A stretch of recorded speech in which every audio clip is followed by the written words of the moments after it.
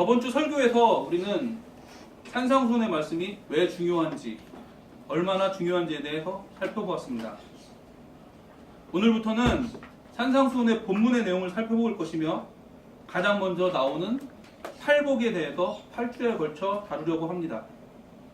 왜냐하면 산상수훈의 말씀은 팔복에 대해서 올바른 이해가 없다면 그 뒤에 나오는 내용을 온전히 이해할 수 없기 때문입니다. 팔복은 산상수훈 말씀의 전제라고 할 수 있습니다. 우리는 저번 주 설교를 통해서 산상수훈은 예수님이 그리스도인에게 하신 첫 번째 말씀이라는 것을 알았습니다. 그래서 팔복은 그리스도인에게 이미 주어진 성품입니다. 이 사실을 기억하지 못하면 우리는 세상의 기준으로 팔복을 이해하면서 그 진정한 의미에 대해서 오해할 수밖에 없습니다. 제자들도 예수님이 부르시기 전에는 유대인과 똑같은 기준으로 살아가던 사람들이었습니다. 이러한 제자들에게 예수님은 새로운 기준을 제시하셨습니다. 마찬가지로 그 어떤 그리스도인도 예수님이 부르시기 전에는 세상의 기준으로 살아가던 사람들이었습니다. 그래서 제자들과 같이 팔복의 말씀을 통해서 그리스도인의 새로운 성품과 행복에 대해 듣고 이해해야 합니다. 그래야 새로운 성품을 이미 소유한 자임을 알고 예전에 가지고 있던 옛 기준들과 예수님이 제시한 새로운 기준을 비교할 수 있고 분별할 수 있기 때문입니다.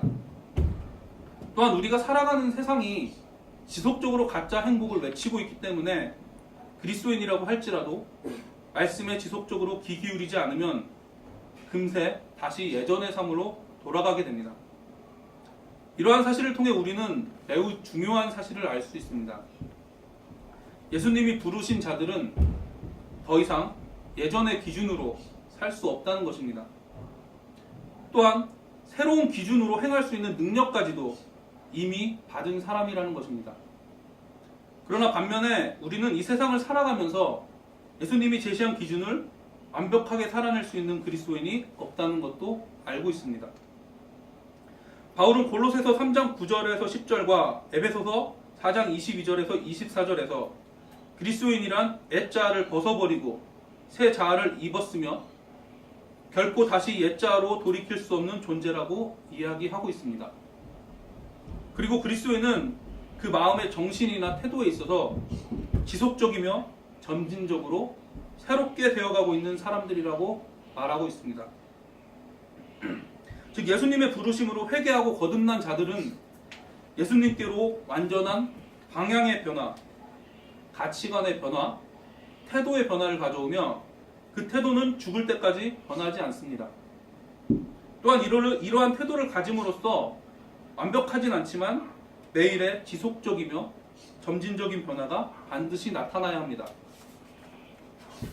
에베소서 말씀에 의하면 새롭게 되는 것은 오직 심령에서 일어납니다. 바울은 그리스도인의 새로워짐의 초점을 몸이나 행동으로 대표되는 겉사람이 아니라 속사람, 즉 마음에 맞추었습니다. 그리고 외적인 행동은 마음이 새로워진 것에 대한 결과로서 자연스럽게 뒤따라오는 것으로 이야기하고 있습니다. 산상수훈의 말씀도 동일합니다.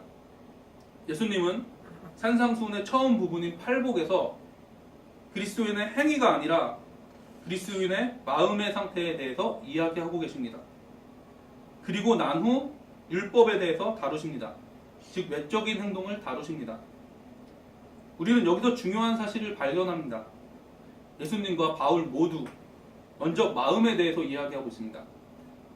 즉 먼저 마음이 바뀌어야 한다는 것입니다. 먼저 내적인 부분이 변화되어야 한다고 동일하게 말씀하고 있습니다. 이 순서는 매우 중요합니다. 그리스도인은 먼저 마음의 변화를 받고 그 결과로 행위, 즉 순종할 수 있는 것입니다. 성경은 올바른 마음이 없다면 결코 올바른 행위에 이를 수 없다고 이야기하고 있습니다. 많은 사람들이 이 마음의 변화를 받지 않고 감정이나 확신, 행위로 자신의 구원을 이루려고 합니다.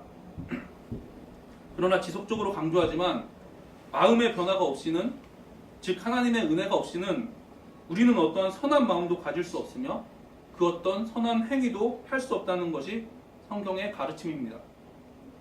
그리고 이 변화는 결코 다시 죄를 사랑하는 옛사람으로 돌아갈 수 없다는 것이 강조되어야 합니다.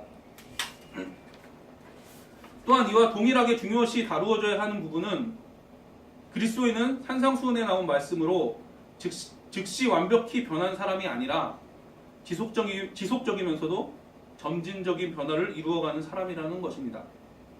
이 사실은 그리스도인의 삶을 이해할 때 필요하고 중요한 개념들이기 때문에 꼭 이해하시고 기억하시길 바랍니다. 팔복에서 예수님은 첫 설교의 첫 부분부터 복에 대하여 이야기하고 있습니다. 이를 보면 우리는 두 가지 사실을 알 수 있습니다. 먼저 예수님께서는 이미 복을 소유하고 있는 그리스도인이 진정으로 그 복을 누리기를 원하신다는 것이고, 둘째는 그리스도인이 되기 전에는 예수님이 말씀하시는 진정한 복이 무엇인지 알 수 없다는 것입니다. 그래서 예수님이 처음부터 복에 대해서 설명하신 것은 세상의 기준으로 복을 생각하던 제자들에게 진짜 복이란 이런 것이다 라고 친절하게 설명해 주시는 것이라고 이해할 수 있습니다. 그럼 먼저 제자들은 복에 대해 어떤 생각을 가지고 있었을까요? 당시에 제자들에게 영향을 미쳤던 유대인의 관점에 대해 살펴보겠습니다. 예수님 당시에 이스라엘은 로마의 통치를 받고 있었습니다. 따라서 유대인들은 자신들의 지도자가 되어 전쟁을 통해 모든 로마인들을 쳐부술 영웅, 즉 정치적인 메시아를 원했습니다. 유대인들은 메시아가 오면 다윗의 시대와 같이 다른 나라 위에 군림하면서 세상의 명예와 부귀를 얻을 것이라고 기대했습니다. 그리고 예수님께서 많은 이적들을 보이시자 유대인들은 예수님이 자신들이 기대했던 메시아가 아닐까 생각하기 시작했습니다. 우리의 모습도 당시의 유대인의 모습과 별로 다르지 않은 것 같습니다. 예수님을 잘 믿었더니 회사가 커지더라, 좋은 직장을 얻더라, 11조를 잘 냈더니 정말 10배로 갚아주시더라, 이런 간증들을 듣고 이러한 성공들을 간구하면서 예수님을 믿으려 합니다. 또는 어려서부터 교회에 나와 그리스도인이 되지 않으면 죽어서 지옥 간다니까 왠지 모를 불안감에 교회에 와서 예배를 드리고 봉사를 합니다. 예수님을 이 세상에서 우리의 소원을 이루어주는 알라딘의 지니 요정과 같이 생각합니다. 이들은 예수님을 성경에서 말씀하신 죄로부터 구원하시는 구원자로서 믿는 것이 아니라 자신의 어려움을 극복하거나 성공을 도와주는 구원자로 믿습니다. 그러나 예수님은 산상설교에서 단번에 그들의 기대를 무너뜨리셨습니다. 마찬가지로 예수님을 통해 세상에서 어떤 유익을 원하는 그리스도인들의 기대도 무너뜨리셨습니다. 예수님은 팔복의 말씀을 통해 가난한 자, 애통한 자, 온유한 자, 줄이고 목마른 자, 긍휼히 여기는 자, 청결한 자, 화평케 하는 자, 핍박받는 자가 가장 큰 복을 가진 자라고 말씀하셨습니다. 여러분 한번 잘 생각해 보시기 바랍니다. 가난한 자, 줄이고 목마른 자가 행복한 사람입니까? 슬퍼하는 자가 행복한 사람입니까? 온유하고 긍휼히 여기고 깨끗하면 복이 옵니까? 아니, 정확하게 말하면 세상은 오히려 이런 사람들을 이용하기 때문에 손해를 볼 수밖에 없을 것입니다. 더구나 핍박을 받는 자가 복이 있다고 이야기하고 계십니다. 여러분들은 복에 대한 이런 기준이 이해가 되십니까? 오히려 복이란 더 많이 가지고 더 배부른 사람, 자신의 권리를 지키는 사람, 슬픔이 없는 사람, 고통이 없고 핍박이 없는 사람이 누리는 것이며, 이것이 우리가 생각하는 행복의 기준이 아닙니까? 세상의 기준으로 보면 이러한 사람들이 행복한 사람입니다. 따라서 세상 사람들은 도무지 예수님이 말씀하신 것이 이해도 되지 않고 동의도 되지 않습니다. 교회를 다니는 대다수의 사람들도 예수님이 말씀하신 복에 대해 이해하려 하지 않거나 겉으로 동의하는 척만 합니다. 그래서 팔복은 진짜 그리스도인이 아닌 사람들은 도저히 이해할 수 없고 동의할 수 없는 말씀입니다. 여러분 다시 한번 생각해 보시기 바랍니다. 세상의 기준으로 본다면 솔로몬은 세상이 원하는 모든 것을 다 갖춘 사람이었기 때문에 한없이 행복한 사람이었어야만 했습니다. 그러나 그는 전도서를 통해 헛되다라는 말을 무려 38차례나 합니다. 여기서 히브리어로 헛되다라는 뜻은 증기, 신기루 등을 뜻합니다. 즉 곧 사라질 것 또는 원래부터 있지도 않은 것을 말하고 있습니다. 수많은 성경 구절이 세상이 말하는 복을 추구하는 것은 헛되고 의미가 없다고 이야기하고 있습니다. 이러한 성경 말씀에도 불구하고 세상 사람들뿐만 아니라 자신이 그리스도인이라고 믿는 대다수의 사람들조차도 이 땅에서 세상적인 행복을 추구하느라 그리스도인이 누리는 진짜 행복에 대하여는 무관심합니다. 예수님은 팔복에서 우리의 물질적인 것에 초점을 맞추고 있지 않습니다. 우리의 마음, 즉 영혼에 초점을 맞추고 있습니다. 또한 이 땅에서의 삶의 방식을 이야기하시지 않고 천국에서의 삶의 방식을 이 땅에서도 살아가라고 이야기하십니다. 예수님은 그리스도인의 영혼이 절대로 세상의 가치로 만족할 수 없음을 아셨습니다. 대체로 사람들은 삶이 힘들거나 뜻대로 되지 않으면 쇼핑을 하거나 동호회나 취미 생활을 하면서 또는 상담자를 만나 자신의 영혼을 안정시키려고 노력합니다. 그리고 세상은 할 수 있는 한 더 가지라고 이야기합니다. 우리의 노후를 자신의 실력과 돈을 통해서 보장하라고 이야기합니다. 슬퍼할 일이 있어도 웃으라고 이야기합니다. 웃으면 복이 온다고 합니다. 긍정적인 사고방식을 통해서 마음을 평안하게 하라고 합니다. 힐링하라고 합니다. 고통이 오면 최대한 빨리 해결하는 것을 행복이라고 생각합니다. 많은 사람들이 이렇게 자신의 행복을 추구합니다. 유명한 설교가인 존 메가더 목사님은 오늘날 그리스도인인 채 하면서 세상의 것을 제안하는 사람들이 있다. 이들은 경제적 번영, 성공, 인기를 약속한다. 하지만 예수께서는 결코 이런 것을 제안하지 않으셨다. 산상설교에서는 이런 것을 찾아볼 수 없다. 라고 이야기합니다. 이 이야기를 근거해 참된 목회자를 분별할 수 있을 것입니다. 목회자가 진정한 그리스도인의 복, 오늘 본문에 의하면 팔복에 집중하게 하는가, 아니면 세상의 복에 집중하게 하는가를 근거로 여러분들은 목회자를 판단할 수 있을 것입니다.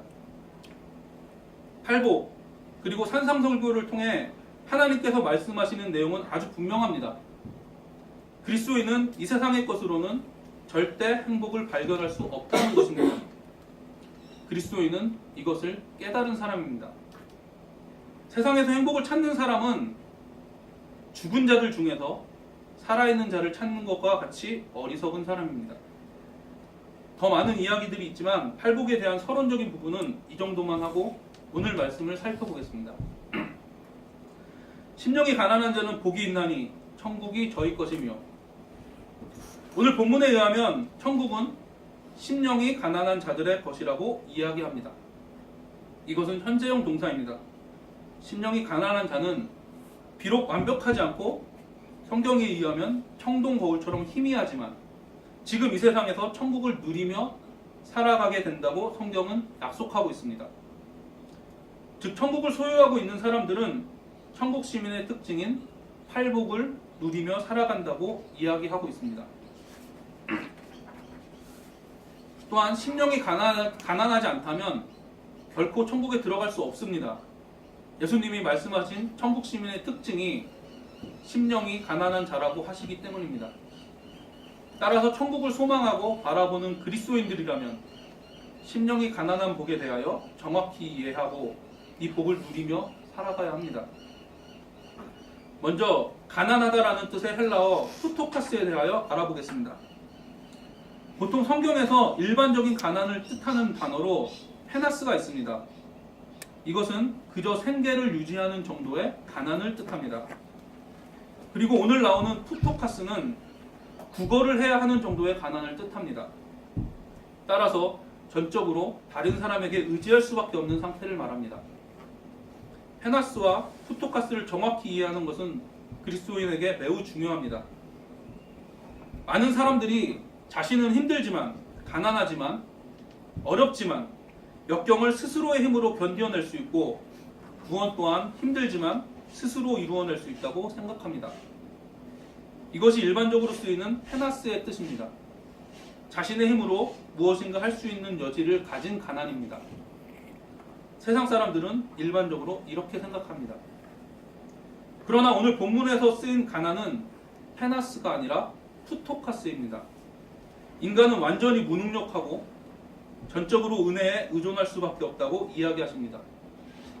그리스도인은 페나스가 아닌 푸토카스로 생각하는 사람입니다.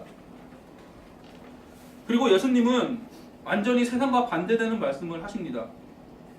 너희는 완전히 무능력하기 때문에 행복한 사람이라고 이야기합니다. 예수님은 너희가 궁핍하고 굽실거리는 거지들이기 때문에 행복하다라고 말씀하고 있습니다. 여러분은 이 말씀이 이해가 됩니까? 세상은 가질 수 있는 한 가지며 남의 것을 빼앗아서라도 자신의 행복을 추구하라고 합니다. 그런데 아무것도 없기 때문에 행복하다니요. 이해가 되십니까? 그래서 오늘의 말씀을 바로 이해하는 것이 매우 중요합니다. 우리는 흔히 능력 있는 그리스도인, 세상에 영향을 주는 그리스도인이 되기 위해 유명한 사람이 되거나 부자 등이 되라고 이야기합니다. 그리고 세상의 기준으로 성공한 전문가, 슈퍼스타, 연예인, 부자, 정치인, 큰 교회 목사 등을 강조합니다. 그리고 어떤 목회자들은 비전이라는 이름으로 이러한 성공을 부추기기도 합니다. 그러나 예수님은 정반대의 가르침을 가르치십니다. 행복은 자신의 무능함을 인정한 사람들에게 오는 것이라고 말입니다. 그리스도인의 영향력은 그리스도인이 가진 세상의 권력이나 인기로 드러나는 것이 아닙니다. 그리스도인이 어떤 세상적인 좋은 것을 성취했을 때 드러나는 것이 아닙니다. 그리스도인의 영향력은 자신을 거지로 여기고 자신에게는 아무 능력도 없음을 인정하며 오직 예수님만 의지할 때 비로소 세상에 나타나는 것입니다. 그러나 우리가 주의해야 할 부분이 있습니다. 세상의 기준으로 가난을 이야기하다 보면 그리스도인은 정말 무능력한 존재가 되어버립니다. 본문을 살펴보면 이 가난은 물질적 가난을 이야기하는 것이 아닙니다. 심령, 즉 영적인 가난을 이야기하고 있습니다. 따라서 조심해야 되는 것은 무능력함이라는 것이 세상적인 기준이 되어서는 안 된다는 것입니다. 심령이 가난하다는 것은 열심이 없다는 의미나 실력이 없다는 것을 의미하지 않습니다. 우리의 마음 상태에 대해 이야기하고 있는 것입니다. 따라서 이 말씀이 우리의 게으름을 합리화하는 데 쓰여서는 안 될 것입니다. 세상은 자기를 주장하라, 자기를 자랑하라, 좋은 자리를 차지하라고 말합니다. 그러나 하나님께서는 너의 연약함을 인정할 때, 내가 아무것도 아님을 인정할 때 진정한 복이 시작된다고 이야기하고 계십니다. 따라서 이 일은 인간의 힘으로 불가능합니다. 오직 은혜로 나의 가치관이 바뀔 때에만 가능합니다. 오직 회개와 거듭남으로만 가능합니다. 그리스도인의 삶은 예수님께 저는 할 수 없습니다 라고 고백하는 것에서 시작되어야 합니다. 심령이 가난하다는 것은 나에게는 능력이 없음을 인정하고 교만하지 않으며 자신을 믿지 않고 자신을 의지하지 않는 것을 뜻합니다. 몇 년 전에 이용규 선교사님의 내려놓음이라는 책이 한국에서 선풍적인 인기를 끌었습니다. 내려놓음을 실천하는 선교사님의 간증이 너무나 훌륭해 보였기 때문일 것입니다. 그러나 여러분 잘 생각해 보십시오. 내려놓음은 그리스도인에게는 당연한 것입니다. 대단한 것이 아닙니다. 뒤에서 자세히 다루겠지만 사실 내려놓음, 즉 심령이 가난하다는 것은 그리스도인의 삶에 나타나는 첫 번째 행동이기 때문입니다. 예수님으로 채워지기 위해서는 먼저 세상의 가치관을 버리고 내 안의 자아를 비워야 합니다. 먼저 자신을 비우지 않는다면 그리스도의 은혜로 채워질 수 없습니다. 만약 조금만 비운다면 나의 자아와 섞여서 그리스도의 은혜는 나타날 수 없습니다. 나의 자아는 1%도 남기지 않고 버려야 합니다. 그래서 하나님은 우리에게 복을 주시기 위해 먼저 하나님보다 의지하는 모든 것을 버리게 하십니다. 하나님의 은혜는 자신을 버리고 예수 그리스도와 연합하는 것부터 시작됩니다. 이것이 심령이 가난한 자가 가지고 있는 의미입니다. 나를 버리고 예수님과 연합함이 없이는 결코 그리스도인이 될 수 없습니다. 죄를 해결하지 않고 하나님과 교제함이 없다면 결코 그리스도인이 아닙니다. 그리고 예수님은 그리스도인은 이런 복을 가지고 있는 사람이라고 선언하셨습니다. 그리스도인은 이미 자신을 영적 거지로 생각하고 있는 사람들입니다. 그렇다면 심령이 가난한 자라는 말씀을 대하는 사람들의 태도를 살펴보겠습니다. 성경을 보면 두 가지 부류의 사람이 나옵니다. 먼저는 이 사실을 깨닫고 하나님께 희생제물을 드리고 죄를 고백하며 겸손히 하나님께 나온 사람들입니다. 그리고 나머지 한 부류는 스스로 할 수 있다고 생각하는 사람들입니다. 이러한 사람들은 희생제물을 드리면서도 자신의 의를 자랑했으며 스스로의 힘으로 율법을 지키려고 노력합니다. 그들은 율법을 인간이 만든 전통의 수준으로 끌어내렸고 자신의 의를 자랑하며 만족했습니다. 이를 현대식으로 이야기하면 11조, 주일성수, 봉사 등을 하면서 나는 의롭다고 자랑하는 것과 같습니다. 그러나 산상설교에서 예수님은 그 기준을 하나님의 기준으로 바꾸어 놓으셨습니다. 처음부터 자기를 부정하고 오직 예수 그리스도와 연합하라고 하십니다. 자신이 아무것도 없는 거지임을 인정하라고 하십니다. 결코 은혜를 받지 못한 인간은 이렇게 살 수 없습니다. 세상의 기준에 의하면 자신이 아무것도 아님을 인정하는 인생은 실패자의 모습으로 비춰질 뿐이기 때문입니다. 심령이 가난한 자는 예수님만을 전적으로 의지하는 사람입니다. 예수님만이 믿음의 대상이고 근원이고 모범인 사람들입니다. 그리고 이미 그리스도인의 심령은 예수님만을 추구하는 방향으로 바뀐 사람들입니다. 그리스도인이라면 예수님이 기준이 되어야 합니다. 바리새인들과 율법학자들처럼 기준을 전통이나 의무, 사람의 기준으로 낮추어서는 안 됩니다. 산상수훈의 하나의 목적은 우리 힘으로는 그 말씀대로 살 수 없다는 것을 보여주는 것입니다. 하나님의 기준은 절대 인간의 그 무엇으로도 만족시킬 수 없음을 보여주는 것입니다. 그래서 이 말씀을 이루어가는 유일한 방법은 가난한 심령을 가지고 하나님을 전적으로 의지하는 것입니다. 자신을 거지로 여기고 하나님을 전적으로 의지하는 사람, 즉 심령이 가난한 사람은 먼저 하나님의 말씀을 읽고 하나님을 더욱 알아가며 오직 그리스도를 바라볼 것입니다. 이를 위하여 훈련을 게을리하지 않을 것입니다.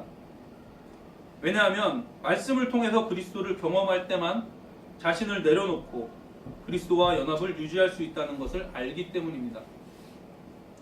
둘째로 나의 연약함과 악함을 해결해달라고 구하게 될 것입니다.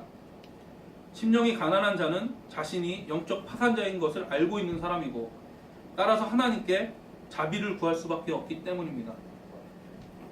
셋째로 온전히 겸손해질 수밖에 없습니다. 오직 하나님만을 의지할 수밖에 없습니다.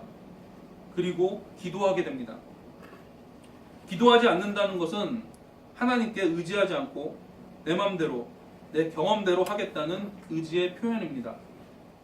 따라서 그리스도인이라면 날마다 자신을 내려놓고 성령님을 통해 온전히 하나님께 의지하는 기도를 드리고 싶은 마음에 사로잡힐 것입니다. 항상 기도하라는 말씀은 항상 하나님을 의지하라는 의미로 대체해도 큰 무리는 없을 것입니다. 내가 원하는 바를 구하는 기도가 아니라 내가 원하는 것을 포기하고 하나님이 원하시는 것이 무엇인지 분별하게 해달라고 매 순간 기도하게 됩니다. 이럴 때만 성경이 말하는 진정한 겸손에 이를 수 있습니다.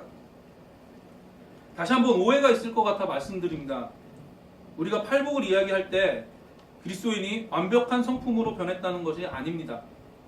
이 성품을 사모하는 방향, 가치관, 태도가 변했다는 것이고 이 태도를 가지고 완벽하지는 않지만 매일의 지속적이며 점진적인 변화가 나타난다는 것입니다. 두 번째로 우리가 살펴보아야 할 것은 그리스도인의 모든 복의 시작은 심령이 가난한 것으로부터 시작된다는 것입니다.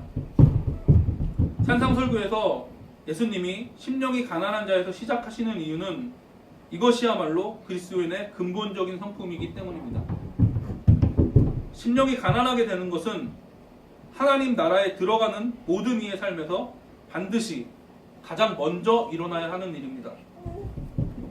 교만한 사람은 그 누구도 절대로 하나님 나라에 들어가지 못했습니다.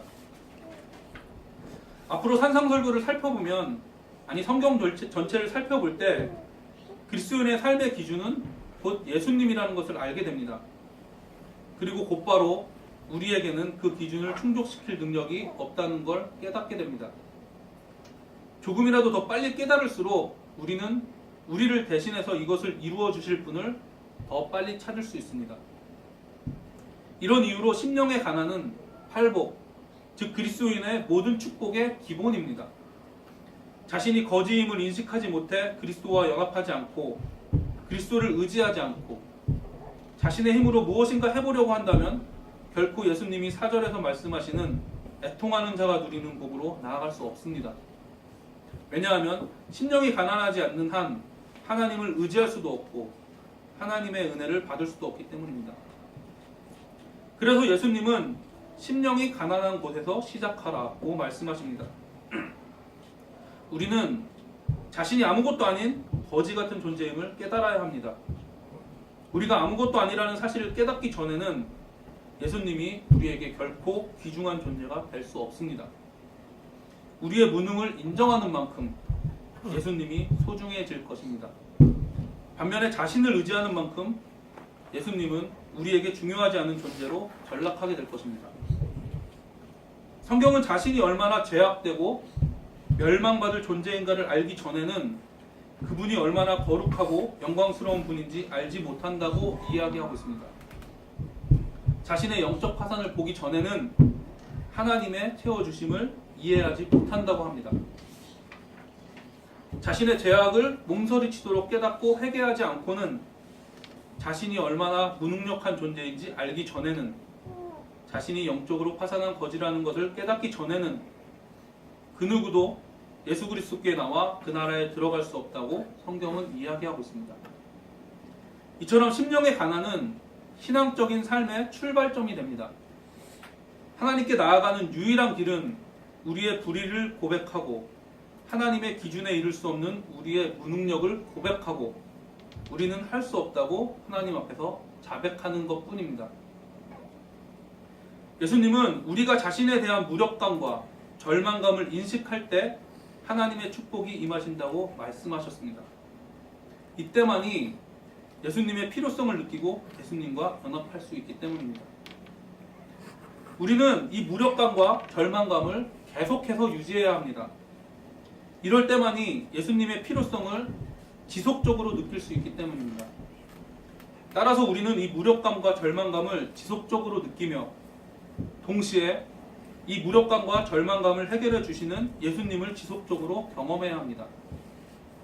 이런 이유로 심령의 가난은 신앙의 여정 가운데 필수 항목입니다. 그런데 많은 사람들이 이 부분에서 실수를 합니다. 예수님의 필요성을 예전에 느껴보았다고 자신이 지속적으로 승리한 상태인 줄 착각합니다. 어떤 사람은 교회에서 헌신합니다. 어떤 사람은 선교지에 나가 선교도 합니다. 하나님을 위해 자신의 분야에서 최고가 되어 세상에 영향력을 미치는 사람이 된다고도 합니다. 그러나 자신을 점검하지 않습니다. 예수님을 의지하지도 않습니다. 이들은 예수님은 예전에 내가 회심했을 때 의지했으니 은혜를 받았으니 이제는 내가 가진 것으로 하나님께 무엇인가를 드린다고 생각합니다. 이들은 하나님을 기뻐하게 할 만한 무엇인가가 자신들에게 있다고 믿고 있습니다. 그러나 이런 사람은 성경을 잘 이해하지 못한 사람입니다. 하나님은 전능하신 분이십니다. 여러분의 도움이 필요가 없으신 분입니다. 인간이 자신을 지속적으로 영적 거지라고 생각하고 예수님을 지속적으로 의지하지 않는다면 그는 하나님이 원하시는 일을 조금도 할 수 없으며 그는 사실 그리스도인이 아닙니다. 오늘 말씀은 그리스도인의 첫 번째 복이 자신이 거지임을 깨닫고 지속적으로 하나님을 의지하는 것이라고 기록되어 있습니다. 이것이 하나님께 영광 돌리는 첫 걸음입니다. 이것이 기본입니다. 하나님을 지속적으로 의지하는 사람만이 진정한 하나님의 나라와 하나님의 사역을 이해할 수 있습니다. 이런 사람들만이 세상의 기준으로는 이해 안 되고 자신의 생각과 경험으로 이해 안 되는 일에 하나님만을 온전히 의지하며 순종할 수 있습니다. 이런 이유로 제가 여러분에게 지속적으로 하나님과의 교제가 교회 봉사보다 학업보다 우선순위에 있어야 된다고 이야기하고 있는 것입니다. 여러분은 당연히 학교에서 공부를 열심히 해야 합니다. 교회에서 봉사도 해야 합니다. 그러나 하나님께 의지하는 지속적인 마음이 우선순위가 아니라면 그 일은 다 하나님의 영광을 위한 것이 아니라 자신의 영광을 위한 것임을 꼭 기억해야 할 것입니다. 최근에 한 청소년 사역자의 사건으로 한국이 떠들썩했습니다. 청소년 선교단체의 대표 목사가 이야기하기도 민망한 일들을 저질렀습니다. 이뿐입니까? 많은 목회자들의 잘못한 일들은 이제 더 이상 새롭지도 않습니다. 왜 이처럼 많은 목회자들이 무너지고 있을까요? 왜 그리스도인이라고 칭송받던 많은 유명한 사람들이 무너지고 있을까요? 여러 가지 이유가 있겠지만 저는 그 근본적인 문제에 대해 이들이 분주해지면서 하나님과 교제를 소홀히 했거나 아니면 아예 처음부터 하나님과의 교제를 자신의 신앙생활의 최우선 순위로 생각하지 않았기 때문이라고 생각합니다. 사람들은 하나님께 나의 모든 것을 의지하는 것보다 하나님을 위한다며 어떤 큰 일들을 찾아다닙니다. 더 많은 시간을 은밀히 하나님과 교제하는 데 사용하기보다는 더 많은 시간을 하나님께 봉사한다는 핑계로 자신을 드러내는 위치로 나가려고 합니다. 이들은 아직 심령이 가난한 복에 대해서 알고 있지 못하며 누리고 있지 못한 사람들입니다. 여러분, 하나님과 함께하는 시간이 없다면 흔히 세상에서 말하는 성공, 교회에서 말하는 큰 사역, 큰 위치는 여러분을 더욱 세상의 탐욕에 물들게 할 것입니다.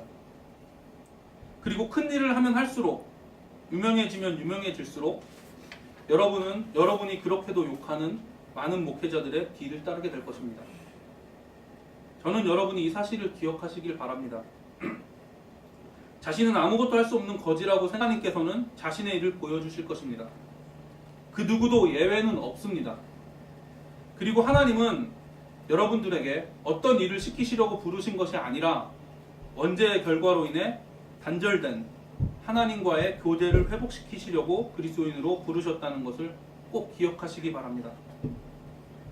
자신의 마음을 살펴보기 바랍니다. 하나님과의 교제보다, 즉 하나님께 의지하는 것보다 그 어떤 일이 자신의 마음과 행동과 삶의 우선순위에 있다면 그것은 여러분이 하나님을 의지하지 않고 있다는 증거이고 여러분의 욕심입니다.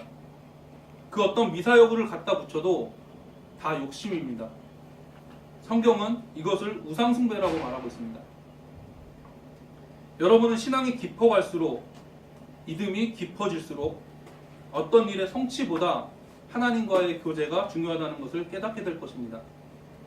자신이 아무것도 아닌 존재라는 것을 더 느끼고 더욱 하나님만을 의지하게 될 것입니다. 성경을 보면 사도들은 자신의 믿음을 아무것도 아닌 것으로 느꼈습니다. 그들은 자신의 믿음을 너무 보잘것없는 것으로 느꼈습니다.